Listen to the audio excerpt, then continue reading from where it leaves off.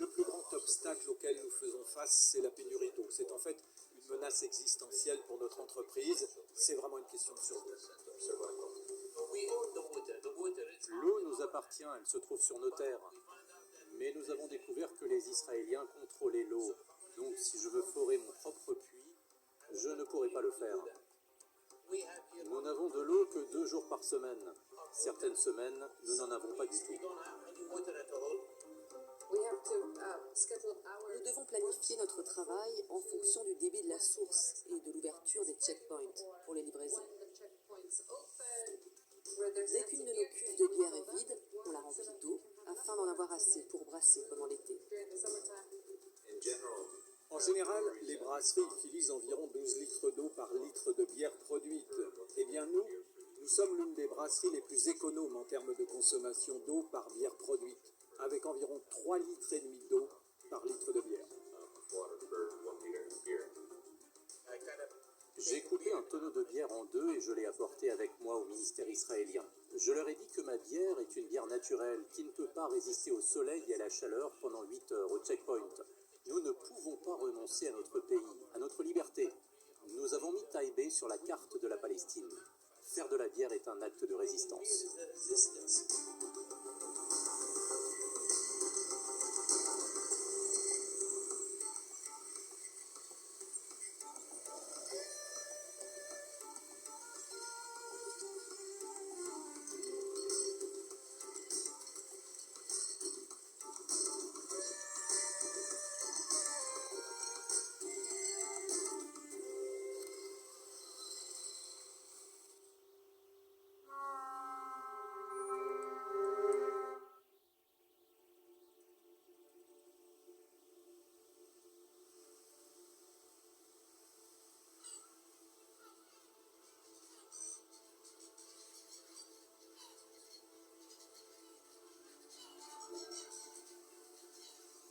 Il y a une différence frappante entre le niveau de vie des Israéliens installés sur de riches terres agricoles et celui des Palestiniens, pour qui l'accès à l'eau est un combat quotidien.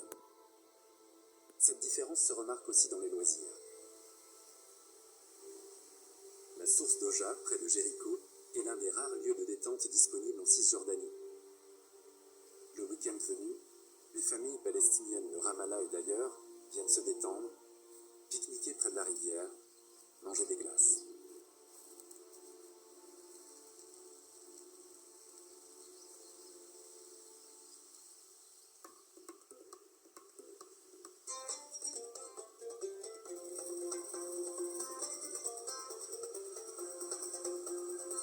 Mais la pratique des loisirs est plus développée dans les sociétés riches, particulièrement à Tel Aviv, où l'une des plus belles plages de la Méditerranée accueille surfeurs, culturistes et amateurs de bains de soleil.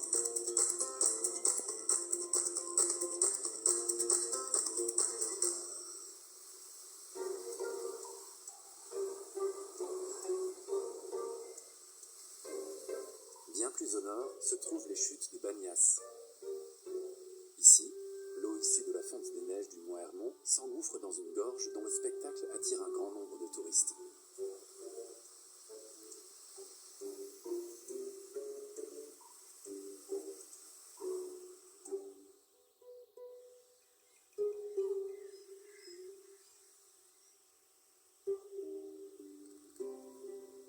Le lac de Tibériade est un autre lieu de villégiature israélien. Là où Jésus avait multiplié les poissons pour nourrir les foules, on pêche maintenant pour le plaisir. Certains viennent se baigner dans cette eau douce et fraîche, d'autres prennent des bateaux de plaisance ou profitent des restaurants de la rive.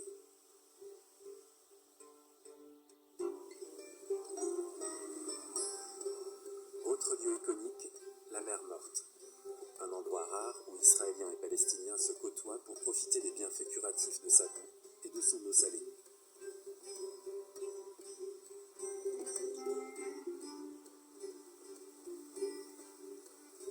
Mais c'est aussi un lieu où les effets du changement climatique et de la mauvaise gestion de l'eau sont les plus visibles.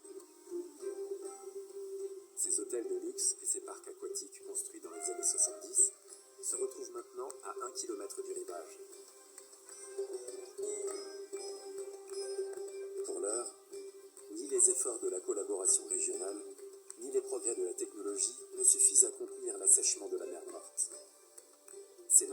cœur des défis qui attendent la région.